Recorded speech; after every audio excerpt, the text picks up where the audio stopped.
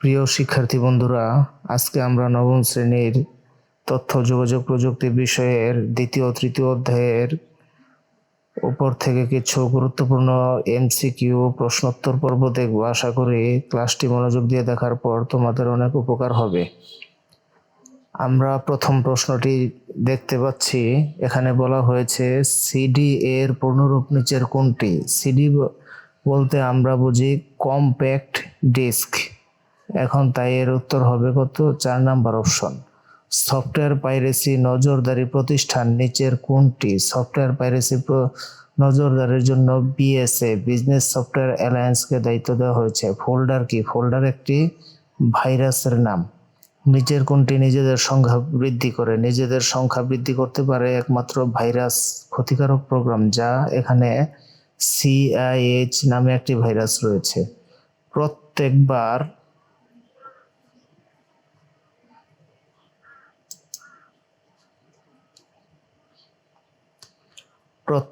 Computer ব্যবহার করার সময় নিচের কোনটি তৈরি হয়?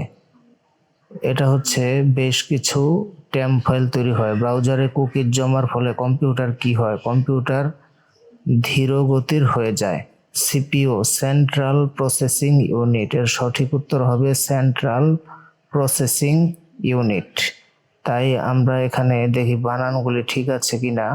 এখানে হচ্ছে প্রসেস, আর এখানে হচ্ছে সেন্টার, আর এখানে হচ্ছে সেন্ট্রাল প্রসেসিং ইউনিট। 7 নাম্বার।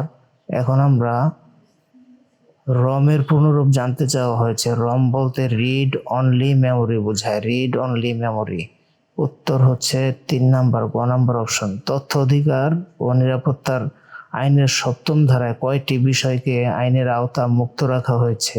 20টি বিষয়কে। সফটওয়্যার ডিলিট করার রান কমান্ড চালু করে কি লিখতে হয়? আর ইজি এডিট। ডিভিডি এর পূর্ণরূপ নিচের কোনটি? ডিভিডি এর পূর্ণরূপ এখানে আমরা দেখতে পাচ্ছি ডিজিটাল ভিডিও ডিস্ক। আমরা এই অপশনটি বেছে নেব, digital video disk. Software install করার সময় অবশ্যই লক্ষ্য রাখতে হবে হার্ডওয়্যার সেটিকে সাপোর্ট করে কিনা, অ্যান্টিভাইরাস সফটওয়্যার বন্ধ রয়েছে কিনা, অ্যাডমিনিস্ট্রেটরের অনুমতি আছে কিনা। এখানে সবগুলি অপশনই সঠিক। তাহলে আমাদের উত্তর হবে 4 নাম্বার অপশন। ভিডিও স্ট্রিমিং কি? ভিডিও স্ট্রিমিং হলো ওয়েবসাইটে কোনো ভিডিওর সরাসরি প্রচার। আচ্ছা, ব্যান্ডউইথ কি? ব্যান্ডউইথ বলতে ইন্টারনেটের গতিকে বোঝানো হয়েছে।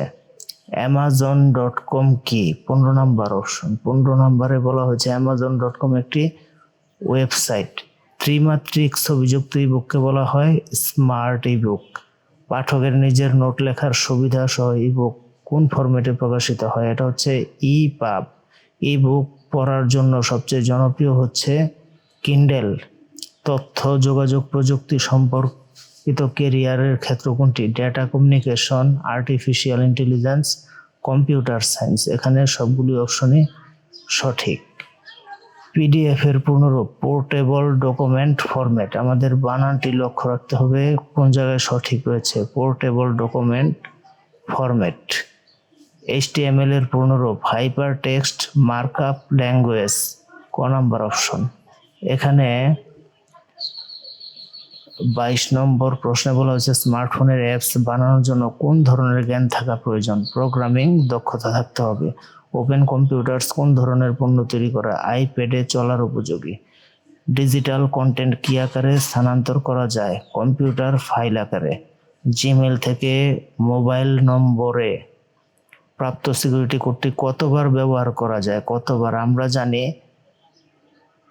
অনেক ক্ষেত্রে আমাদের মোবাইলে একটি পাসওয়ার্ড পাঠানো হয় যাকে বলা হয় ওটিপি। ওটিপি বলতে বলা হয় ওয়ান টাইম পাসওয়ার্ড। তাহলে ওয়ান টাইম মানে একবারই হবে উত্তর। তাহলে আমরা আজকে শিক্ষার্থী বন্ধুরা নবম শ্রেণীর অর্ধবার্ষিক পরীক্ষার সিলেবাস অনুযায়ী দ্বিতীয় তৃতীয় অধ্যায়ের উপর কিছু গুরুত্বপূর্ণ প্রশ্নোত্তর দেখলাম। তাহলে আজকের ক্লাসটি আমি এখানেই শেষ করছি। আল্লাহ হাফেজ।